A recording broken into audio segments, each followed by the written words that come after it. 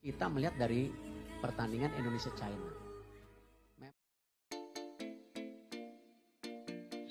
Kronologi yang terjadi di ruang ganti sebelum pertandingan Timnas Indonesia kontra China ternyata menjadi pemicu utama dipecatnya Sintayong dari kepelatihan Timnas Indonesia oleh PSSI.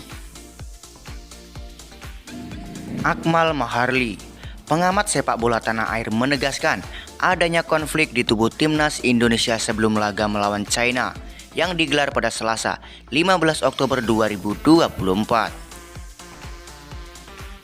Bahkan, menurut Akmal Maharli, setelah konflik itu, ada pemain Timnas Indonesia yang hendak pulang ke klubnya, tetapi ditahan oleh Jai Itses.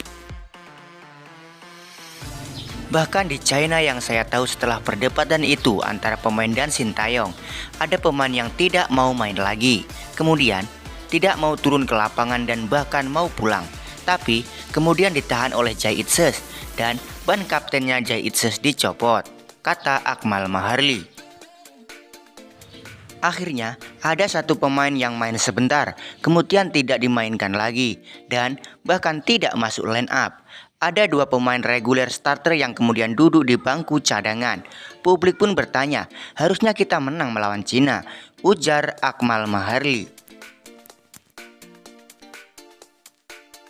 Selain Akmal Maharli, Ketua Umum PSSI Erick Thohir juga ikut menyinggung kejadian tersebut pada jumpa pers 6 Januari 2025. Pertandingan Indonesia-China. Memang dipikir terlalu ambisius, tapi tidak. Kalau saya lihat memang dinamika ini cukup kompleks. Kalau saja waktu itu kita mengambil keputusan yang tergesa-gesa mungkin kurang baik juga.